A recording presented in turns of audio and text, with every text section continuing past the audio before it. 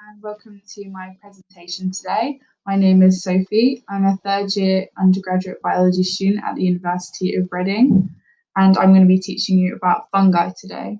So first of all, thank you so much for watching this presentation. It should only take about 15 minutes to do, but I really appreciate your participation. So let's get started.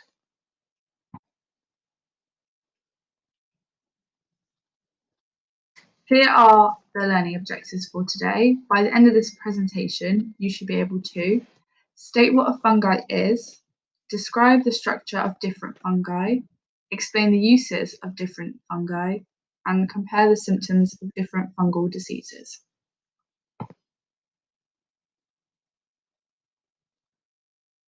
So our first question, what is a fungus? A fungus is an organism which is either a mushroom, a mold, or a yeast. And we've got some example pictures below. First, we've got the button mushroom, which you might have eaten before if you like to eat mushrooms. Then we've got black mold, which you might have seen growing in buildings where it's quite damp. And then on the bottom, we've got baker's yeast, which is used to make bread. And it comes in all different forms that you can see there, from the dried powder yeast to that cheese-looking block, which is also yeast, and then the liquid form, which is called starter in the back. Those are all used for the same purpose, to make bread.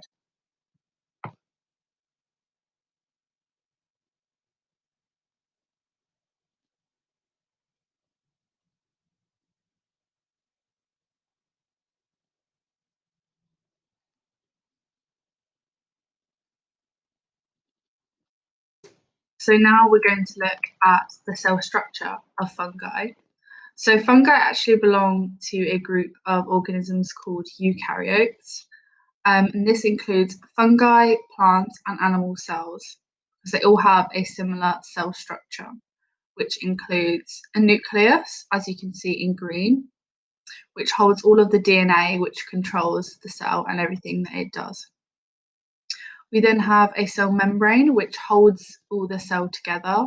It's that outer shell which holds all of the cell parts inside. And then we also have a cytoplasm, which is a gel liquid which holds everything in the cell, inside the cell. Bacteria are not part of this group of eukaryotes. They are actually in their own group called prokaryotes, because they don't have this nucleus with the DNA in it. Their DNA is just in the cytoplasm, so they're not part of this group.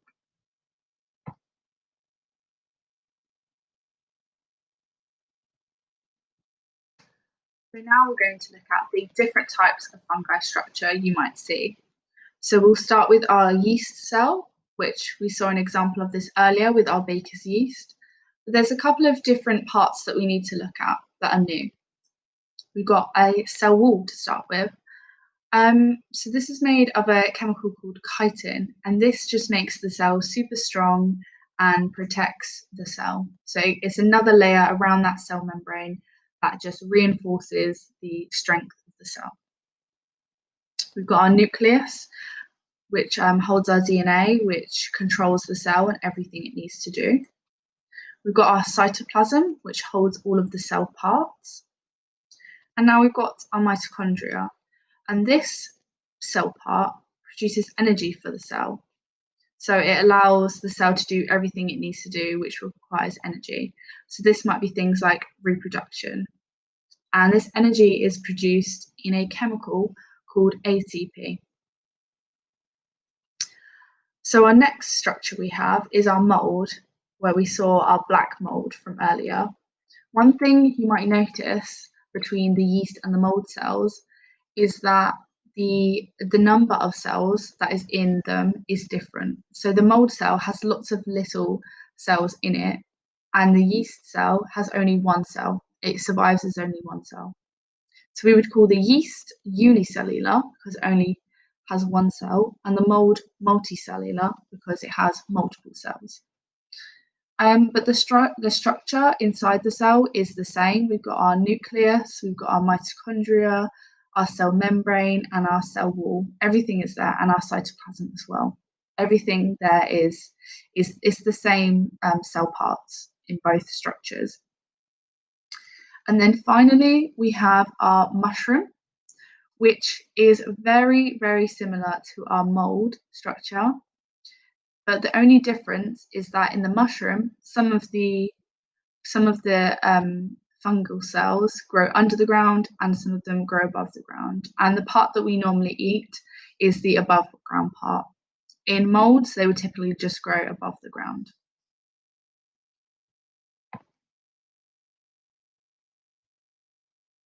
Next, we're going to look at the uses of fungi. And the main use you might be able to think of is as food. There are several species of mushroom which are edible, such as the button mushroom, the shiitake mushroom. There's other ones such as the portobello mushroom. You don't typically eat mold or yeast by themselves. We normally use them in other food components, such as in the production of bread or cheese.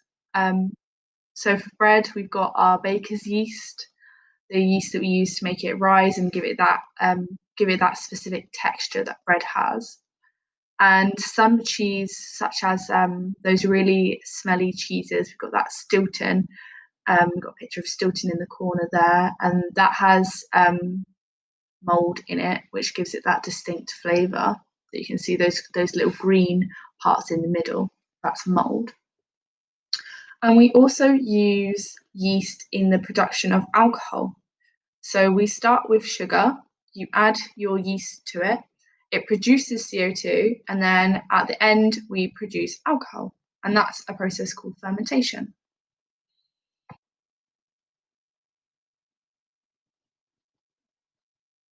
Here are some more uses of fungi. So first we've got use as a traditional medicine, such as the almond mushroom, which is used as a cancer treatment in Chinese traditional medicine. The thing to be aware of is that sometimes there isn't evidence to support these treatments, where research has actually shown that the almond mushroom, instead of preventing cancer, might actually give you cancer. So it's definitely something to consider when we're talking about these sorts of medicines. We also see fungi in modern medicine, such as penicillin, which you might have heard of. This was actually discovered as a bread mold. It grows when your bread goes moldy. It produces penicillin, that specific species of mold.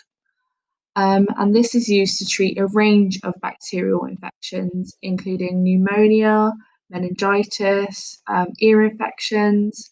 There's a whole range of different diseases which we treat with penicillin. They're always bacterial infections.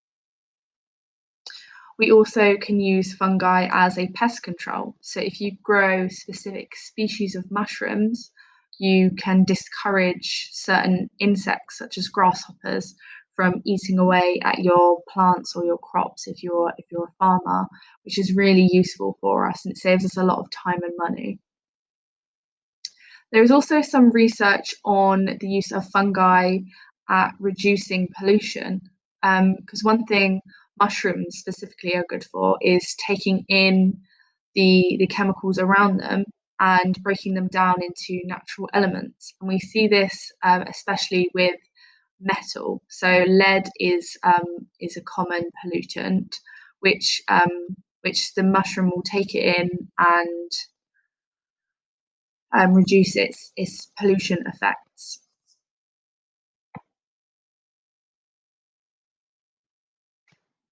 And finally, we're going to be looking at fungal diseases. So some fungi have the ability to produce toxins known as mycotoxins, and these toxins are what make a lot of fungi species dangerous to humans. If you end up ingesting something like a poisonous mushroom, and these toxins get produced inside your body, they can make you quite ill, quite sick, and they sometimes can even kill you. It's not ideal for your body. And these mycotoxins work by breaking down the cell membrane of cells. So this can happen to both plant and animal cells depending on the different species. So here are a list of human fungal infections. So first we've got thrush. This is a fungal infection of the tongue. It can also affect the genital area as well. This can be often quite itchy, quite uncomfortable. And then we have athlete's foot, which is a fungal infection of the feet. When they become quite sweaty and quite warm, you get this fungi growing, and it can again be quite itchy, quite uncomfortable. It might even break the skin. But both thrush and athlete's foot can be treated quite easily with creams or with antifungal pills that you can swallow. And they're not typically life-threatening, and the symptoms they range, but they're not typically too uncomfortable. And then our final fungal infection is an infection called aspergillosis, and this is a fungal infection of the lungs. And this can cause things like coughing, can give you a bit of a fever, and it's slightly different to thrush and athlete's foot, which only affects sort of the outer layer of the body, such as the skin, the tongue, areas like that.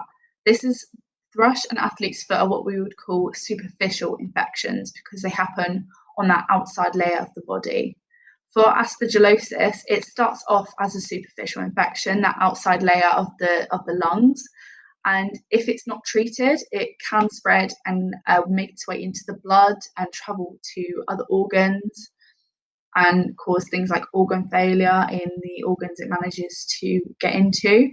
This is what we would call a invasive infection, when it's able to spread within the body, different parts of the body. And it's typically it's a more serious infection. It can be life-threatening if it's not treated in time. You can use antifungal pills again. Creams obviously is not an option for these types of infections, but it's sort of a case-by-case basis that you would treat these sorts of infections.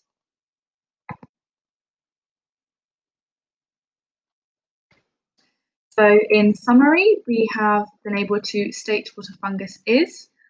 A eukaryote, which is either a yeast, mold, or mushroom. We have also been able to describe the structure of fungi, so the different cell parts, including the nucleus, cell membrane, cytoplasm, cell wall, mitochondria in both the yeast and mold structures. We have been able to explain the uses of fungi in foods, drinks, medicines, everything beyond.